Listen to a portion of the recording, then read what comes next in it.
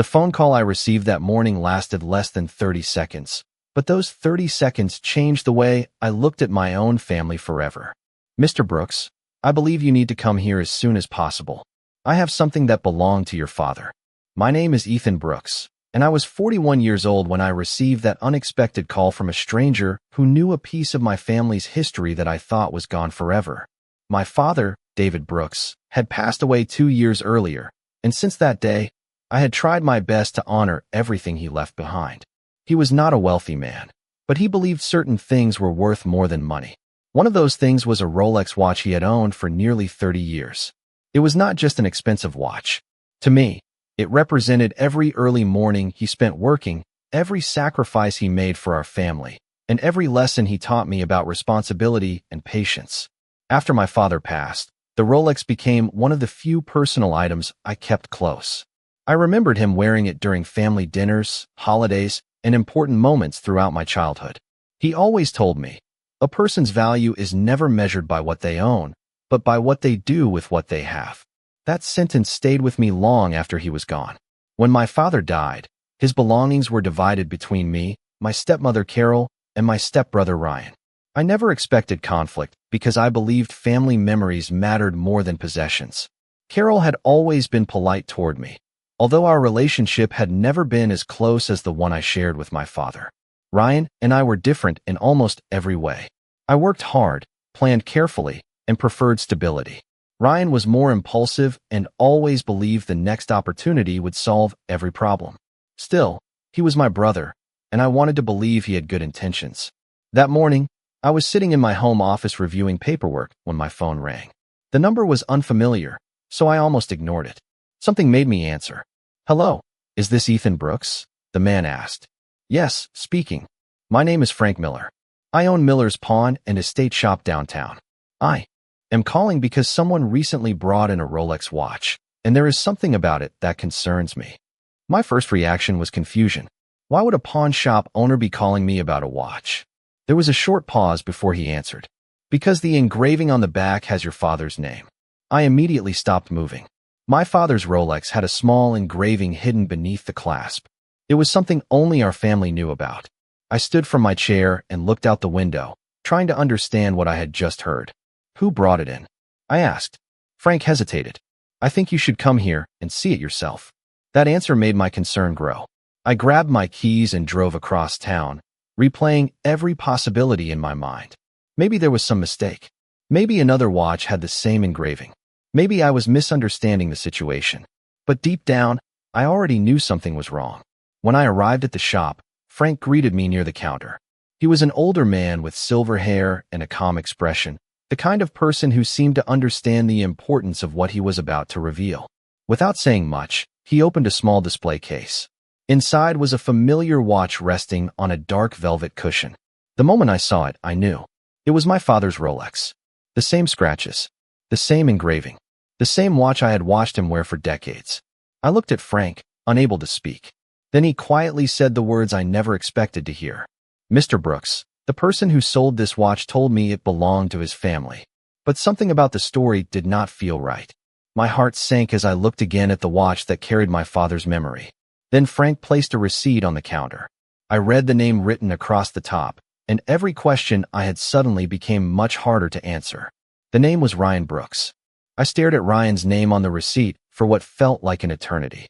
My younger stepbrother had signed the paperwork only 3 days earlier, accepted the payment, and walked away without ever contacting me. I slowly looked back at the Rolex resting beneath the glass. It was more than a watch. It was the last object my father wore every single day until the week he passed away. I remembered standing beside his hospital bed, watching that familiar silver bracelet catch the afternoon sunlight. After the funeral, Carol insisted she would keep the rest of his belongings organized until everyone was ready to decide what should happen to them. I trusted her. At the time, grief made every decision feel impossible, and I believed my father's family would honor his memory together. Now I wondered how many other decisions had quietly been made without me ever knowing. Frank noticed the expression on my face and gently closed the display case. "I had a feeling you recognized it," he said. I nodded slowly. "There is no doubt. That is my father's watch." Frank folded his hands together before continuing. Your brother appeared nervous the entire time. He kept checking his phone, rushed through the paperwork, and accepted much less than the watch was actually worth. That immediately caught my attention. How much did you give him? Frank told me the amount. It was thousands of dollars below the market value for a Rolex in that condition. I frowned. Ryan knows enough about watches to understand what it was worth. Why would he sell it so quickly? Frank quietly shook his head. That is exactly why I decided to call you. He walked toward a small office behind the counter and returned carrying a folder. I review every transaction carefully. During our conversation, your brother accidentally mentioned needing cash before someone closed an account. He sounded frightened, not excited. I listened carefully. Ryan had always been impulsive, but fear was not something I associated with him. Frank continued. Before he left, he received another phone call. I could not hear the other person, but I heard your brother say, I will have the money today. Just give me until this afternoon. Those words immediately reminded me of something Carol had mentioned a month earlier. She casually told me Ryan had discovered an investment opportunity that promised unusually high returns. I had asked very few questions because I assumed he was making his own financial decisions. Looking back, I regretted not paying more attention. Do you think he was in trouble? I asked. Frank answered honestly. I cannot say for certain. I only know he looked like someone trying to solve a problem much bigger than a watch. I looked once more at my father's Rolex. Every scratch on the case reminded me of family camping trips, birthdays, graduations, and Sunday afternoons spent repairing old furniture together in our garage. My father never treated expensive things as symbols of wealth. He treated them as reminders of commitment. He once told me that every scratch on the watch represented another promise he had kept to his family. The thought that it had ended up in a pawn shop made my chest feel heavy. Frank interrupted my thoughts. Mr. Brooks, I have not placed this watch on display for sale. Something told me I should wait. I looked at him with gratitude. Thank you. Most people would have sold it immediately. He smiled gently. Some items carry stories that deserve another chance. I appreciated those words more than he probably realized. Before leaving, I asked one final question. Did Ryan say anything else? Frank thought for a moment before answering. Only one sentence that stayed with me. He looked at the watch before handing it over and quietly said, Dad would never forgive me if he knew why I am doing this. As I walked toward my car holding a copy of the transaction receipt, I realized I was no longer searching for a missing watch. I was searching for the truth about what had driven my own stepbrother to sell the one possession our father valued above every other material thing he owned. Whatever I was about to discover, I had the uneasy feeling it would change far more than my understanding of Ryan. I drove away from the pawn shop with the transaction receipt resting on the passenger seat, but I could not bring myself to start the radio. The silence gave my thoughts too much room to wander. I kept hearing Frank repeat the same sentence. Dad would never forgive me if he knew why I am doing this. Ryan had not sold the Rolex because he no longer cared about our father. If anything, his words suggested the exact opposite. He knew he was crossing a line, yet he believed he had no other choice. That realization left me with more questions than answers. Instead of driving home, I stopped at a small coffee shop a few blocks away. Ryan had always answered my calls eventually, but when I dialed his number that afternoon, the call went straight to voicemail. I tried again an hour later with the same result. Even text messages remained unread. That was unusual.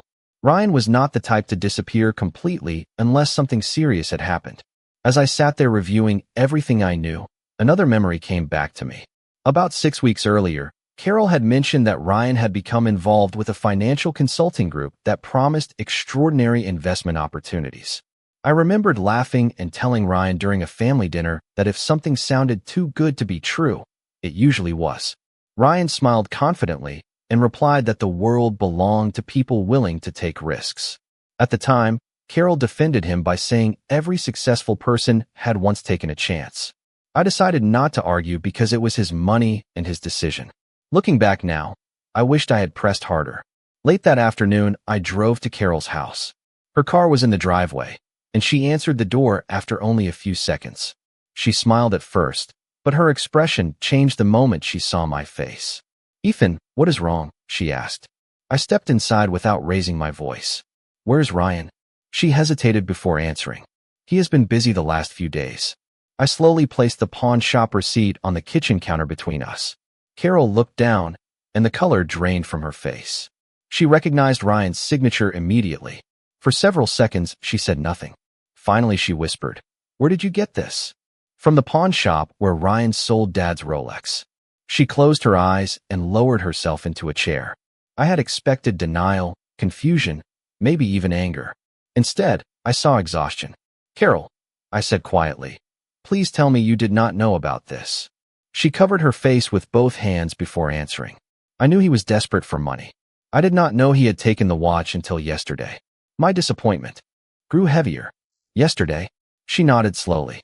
"He told me after it was already gone." I remained calm because shouting would accomplish nothing. Why did he need the money? Carol stared at the receipt for a long time before finally speaking. Ryan invested nearly everything he had with a company that promised guaranteed returns. They convinced him more money would unlock even larger profits. Instead, they kept asking for additional payments. Every time he paid, they promised the next transfer would release everything. I immediately understood what had happened. It was a classic financial scam, one that preyed on hope and desperation. Carol continued, speaking through tears. He was embarrassed. He did not want anyone to know he had made such a terrible mistake. When the people behind the investment threatened that he would lose everything unless he paid one final amount, he panicked. I leaned against the kitchen counter, trying to absorb the truth. So he sold Dad's watch to save an investment that never really existed. Carol slowly nodded. He believed one more payment would recover all the money he had already lost. Before I could respond, Carol quietly added something that made my heart sink even further. "Ethan, there is something else you need to know. Ryan did not find the Rolex by accident. He took it from the safety deposit box after discovering a letter your father left inside. He never showed me the letter, but after reading it, he became even more determined to keep everything secret. At that moment, I realized this story was no longer only about a stolen watch or a financial scam. Somewhere inside that missing letter was another truth my father had intended us to discover, and Ryan had hidden it from everyone. I left Carol's house carrying more questions than answers. The image of my father carefully placing important documents inside that safety deposit box stayed with me throughout the drive home. If he had written a letter and placed it beside the Rolex, there had to be a reason. My father never acted impulsively. He believed every important decision deserved careful thought, especially when it involved family. The fact that Ryan had taken both the watch and the letter without telling anyone suggested he knew exactly how significant they were. Early the next morning, my phone finally rang. Ryan's name appeared on the screen. I answered immediately. Before I could say anything, he spoke first. "Ethan, I know where you went yesterday." His voice sounded exhausted, as though he had not slept. "Then you know we need to talk," I replied calmly. There was a long pause before he answered. "Meet me at Dad's house." Even after 2 years, none of us had sold the small family home. Carol still lived there, and every room carried reminders of the life our father had built. When I arrived, Ryan was already sitting on the back porch where our father used to drink coffee every Saturday morning. He looked older than I remembered seeing him only a month earlier. Dark circles surrounded his eyes, and the confidence he once carried had completely disappeared. I sat across from him without saying anything. Finally, he looked at me. "I never wanted you to find out this way." I nodded slowly. "Then tell me the truth." Ryan lowered his head. "Everything Carol told you is true. I invested nearly all of my savings with people who promised unbelievable returns. At first, they showed fake account statements that made it look like my money was growing every week. Then they kept asking for additional deposits because they claimed larger investments would release the profits." He gave a bitter smile. Every payment only created another excuse. I listened without interrupting. When I realized it was a scam, I had already lost almost everything. They convinced me one final payment would recover the rest. I panicked. I looked directly at him. "So you opened Dad's safety deposit box?" Ryan slowly nodded. I knew where Carol kept the key. My disappointment was obvious, but I kept my voice steady. "The Rolex was not yours to sell." "I know," he whispered. "I told myself I would buy it back after recovering the money. I believed nobody would ever know." He reached into his jacket pocket and carefully placed a folded envelope on the porch table between us. My heart immediately recognized the handwriting. It belonged to our father. "This is the letter," Ryan said quietly. I could never bring myself to throw it away. I stared at the unopened envelope. "Why did you hide it?" Ryan took a deep breath. Because after I read it, I felt ashamed. Dad wrote that the Rolex was never meant to be divided or sold. He wanted it to stay with the person who understood why he wore it every day. I knew he meant you. His words landed with unexpected weight. This was not about favoritism or inheritance. It was about trust. Ryan continued, his voice barely above a whisper. I was jealous. I spent years believing Dad respected you more than me.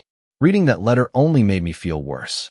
Instead of accepting responsibility for my mistakes, I convinced myself the watch could solve everything. I slowly picked up the envelope, but did not open it yet. Ryan, Dad loved both of us. Making one bad decision does not erase that. He looked away. Maybe not. But I erased my own judgment the moment I chose money over his memory. We sat together in silence for several moments, surrounded by the familiar backyard where we had spent countless summers growing up. Finally, Ryan spoke again. There is something else you should know. The people behind the investment scam are still contacting me. They keep demanding more money even after everything I already lost. I looked at him carefully. For the first time, I realized this conversation was not simply about recovering my father's Rolex. It was about helping my stepbrother face the consequences before he made another desperate decision that would cost him even more than a treasured family heirloom. I waited until I returned home before opening my father's letter. Somehow it felt wrong to read his final words anywhere else. I sat at the same dining room table where he had celebrated birthdays, holidays, and countless Sunday dinners with our family. The envelope showed signs of age, but his handwriting remained steady and unmistakable. I carefully unfolded the pages and immediately recognized the opening sentence. If you are reading this, then time has already done what none of us can prevent. I smiled sadly because that sounded exactly like him. My father never avoided difficult truths.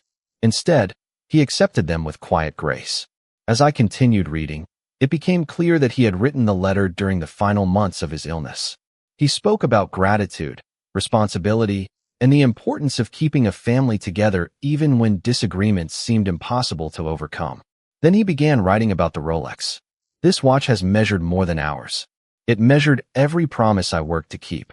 Every scratch reminds me of a day I chose my family before myself. I paused for a moment and looked toward the empty chair where he always sat. Suddenly, every memory connected itself in a way I had never fully appreciated before. My father had never cared about expensive possessions. He cared about the stories attached to them.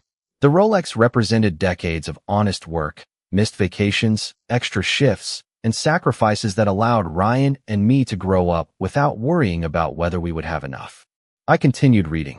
I hope this watch remains with the person who understands that it is not a reward. It is a reminder. Whoever wears it should remember that character is earned one decision at a time. Those words explained everything Ryan had told me on the porch. My father was not choosing one son over another. He was entrusting a responsibility to the person he believed would preserve its meaning. Near the bottom of the final page, another paragraph caught my attention. If either of my sons ever loses his way, I hope the other remembers that family is not measured by perfection. It is measured by who reaches back when someone falls. I slowly lowered the letter, unable to stop thinking about Ryan. For days I had focused almost entirely on the watch. My father had been thinking about something much larger. He had anticipated that mistakes would happen because people are imperfect. What mattered most to him was how we responded afterward. My phone rang before I could gather my thoughts. It was Frank from the pawn shop. Mr. Brooks, I wanted to let you know I have continued holding the Rolex exactly where it is. No one else has seen it. I thanked him sincerely. Then I asked whether I could purchase it immediately. Frank answered with quiet kindness. I was hoping you would ask. I only require the amount I originally paid. I have never considered this transaction complete. His generosity surprised me. Later that afternoon, I visited the shop once again. Frank carefully removed the Rolex from the display case and placed it on a soft cloth. Before I picked it up, he smiled. Sometimes people recover more than property. Sometimes they recover perspective. I nodded because he was absolutely right. As I fastened the familiar watch around my wrist, I felt as though a small piece of my father had come home. Frank handed me the original pawn receipt along with another document. Your brother left this with me in case you returned. It was a handwritten note from Ryan. In only a few sentences, he apologized for betraying our father's memory and admitted he no longer knew how to repair the damage he had caused. At the bottom he wrote, "If Dad taught us anything, it was that honesty begins the moment excuses end." I folded the note and placed it inside my jacket beside my father's letter. Walking toward my car, I realized neither document spoke about money. Both spoke about choices. My father had left behind a legacy built on integrity, and Ryan had finally taken the first honest step toward facing his mistakes. I knew that difficult conversations were not over, but for the first time since receiving that unexpected phone call, I believed our family still had a chance to rebuild something far more valuable than a Rolex. The morning after I brought my father's Rolex home, I woke before sunrise and sat quietly on my back porch with a cup of coffee. The watch rested comfortably on my wrist, but I noticed I kept looking at it less for the time and more for what it represented. My father had been gone for 2 years, yet through his letter it felt as though he was still guiding every decision I was about to make. His words echoed in my mind. Family is measured by who reaches back when someone falls. Until then, I had viewed Ryan almost entirely through the lens of disappointment. He had taken something that did not belong to him, hidden my father's letter, and allowed desperation to overpower his judgment. Yet my father had somehow anticipated that one of us would eventually need grace more than criticism. That realization changed my perspective completely. Instead of asking how Ryan could betray our father, I began asking how someone could become desperate enough to believe selling a treasured family heirloom was the only remaining option. Later that morning, I called Ryan and asked if he would meet me for lunch. His voice sounded uncertain, almost surprised that I was calling at all. "You still want to see me?" he asked quietly. "Yes," I answered. "There are things we need to talk about face to face." We met at a small family restaurant our father used to enjoy. It was the kind of place where everyone knew the regular customers by name, and the smell of fresh coffee always filled the dining room. Ryan arrived looking exhausted, but grateful that I had not chosen to avoid him. For several minutes we talked about ordinary things before I finally placed our father's letter on the table. Ryan looked down immediately. "I have read every word so many times that I almost memorized it," he admitted. I nodded. "I believe you." He looked surprised by my answer. "You do?" I smiled faintly. "If you did not care, you would have thrown it away." Ryan lowered his eyes. "I cared too much. That was the problem. Every time I looked at the letter, I felt like I had already failed Dad." I understood exactly what he meant. Shame often convinces people to hide rather than ask for help. Ryan slowly explained everything he had been too embarrassed to admit earlier. The investment company had promised guaranteed profits through exclusive opportunities that supposedly only a few people could access. At first, the online account displayed impressive returns, encouraging him to invest more. Then the company claimed taxes, processing fees, and verification costs had to be paid before any money could be withdrawn. Every payment only created another excuse. By the time Ryan realized the entire operation was fraudulent, he had already emptied his savings, borrowed money from personal accounts, and convinced himself one final payment would recover everything. "I kept thinking I could fix it before anyone found out," he said quietly. "Instead, I made every decision worse." I listened without interrupting because my father had always taught me that people reveal the truth more easily when they are not afraid of being judged. When Ryan finished speaking, I reached into my jacket and placed the Rolex on the table between us. His eyes widened with disbelief. "You got it back." I nodded. "It belongs with our family." Ryan looked at the watch, but made no effort to touch it. "I do not deserve to wear it." "That is not why I brought it," I replied. "Dad did not leave us this watch to create more division. He left it to remind us what integrity looks like." Ryan remained silent. After a long pause, he quietly said, "I reported the investment company yesterday." That surprised me. "You did?" He nodded. "I contacted my bank, filed reports with the proper authorities, and gathered every email, receipt, and transfer record I still had. I cannot recover the money, but maybe someone else can avoid making the same mistake." Hearing those words, I realized Ryan had finally taken responsibility instead of searching for another shortcut. My father would have respected that choice. As we left the restaurant together, I noticed something I had not seen in my stepbrother for a very long time. The fear that had followed him for weeks was slowly being replaced by something far more valuable. It was not confidence. It was honesty. And for the first time since this entire story began, I believed honesty might become the foundation our family needed to rebuild everything that had nearly been lost. The weeks that followed marked a turning point for all of us. Ryan did exactly what he promised. He met with investigators, submitted every email, bank transfer, and document connected to the fraudulent investment scheme, and accepted that recovering his savings might never happen. Instead of chasing impossible promises, he focused on rebuilding his life one honest decision at a time.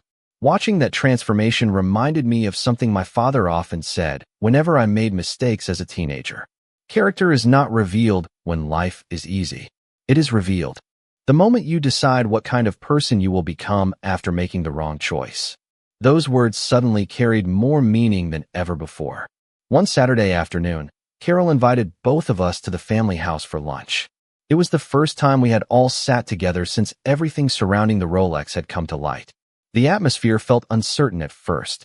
No one wanted to pretend the past few weeks had never happened, but no one wanted to remain trapped inside those painful moments either. Carol placed several old family photo albums on the dining table before serving lunch. Your father always believed photographs could remind people of what arguments make them forget, she said softly. We spent the next hour turning page after page. There were pictures of summer vacations, school graduations, fishing trips, birthdays, and ordinary weekends that once felt unimportant but now seemed priceless. In nearly every photograph, my father's Rolex was visible on his wrist. Ryan noticed it too. He smiled sadly. I never realized how often he wore it. I nodded. Because it was never jewelry to him. It was part of his everyday life. Carol quietly stood and walked toward a hallway cabinet. When she returned, she carried a small wooden box I had not seen before. She placed it carefully on the table between us. I found this while organizing your father's office, she explained. Inside were dozens of handwritten notes my father had written over the years. Some contained reminders for work, while others recorded family memories he never wanted to forget. Ryan carefully picked up one folded note. It described the day he learned to ride a bicycle without training wheels. Another note described my college graduation and how proud my father felt watching both of his sons grow into adulthood despite taking different paths. Ryan looked at me with tears forming in his eyes. I spent years believing Dad loved you more. I immediately shook my head. These notes prove otherwise. Carol gently opened another page. Listen to this, she said before reading aloud. Ethan teaches responsibility through example. Ryan teaches optimism through hope. Together they remind me that every family needs both wisdom and courage. None of us spoke for several moments after hearing those words. My father had never compared us. That comparison existed only inside Ryan's mind, quietly growing stronger over the years until jealousy distorted the truth. Ryan slowly folded the note and placed it back inside the box. I wasted so much time competing with someone who was never my competition. I looked across the table at him. Dad never wanted winners and losers inside this family. He wanted brothers. Ryan nodded, unable to speak for a moment. Later that afternoon, before we left, Carol surprised both of us. She placed the wooden memory box into my hands. David trusted you to protect the Rolex, she said. Then she looked at Ryan. And he trusted both of you to protect each other.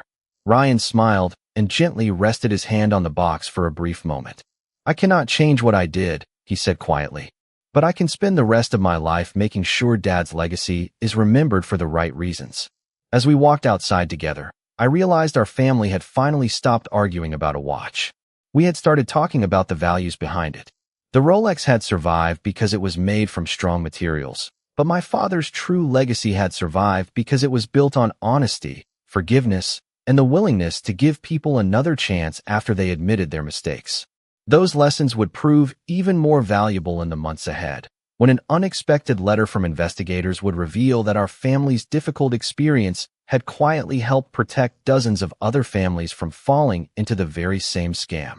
Several months passed before another unexpected envelope arrived in my mailbox. This time it came from the investigators handling the financial fraud case Ryan had reported. I opened the letter expecting little more than a routine update, but what I read surprised me. The investigation had expanded into multiple states, uncovering a network that had deceived hundreds of ordinary families through false investment promises. Because Ryan had preserved detailed records and reported everything as soon as he accepted the truth, his Information became one of the earliest pieces of evidence that helped investigators connect several victims whose cases had previously seemed unrelated. I quietly folded the letter and thought about how differently the story might have ended if Ryan had continued hiding instead of choosing honesty. Later that evening, I drove to Carol's house, carrying copies of the investigator's update. Ryan was already there helping repair a section of the backyard fence that had been damaged during a recent storm. Watching him work reminded me of our father. He no longer searched for shortcuts or impossible opportunities. Instead, he approached each task patiently, one board at a time, one nail at a time, understanding that lasting results required steady effort. After we finished reading the letter together, Carol smiled through tears.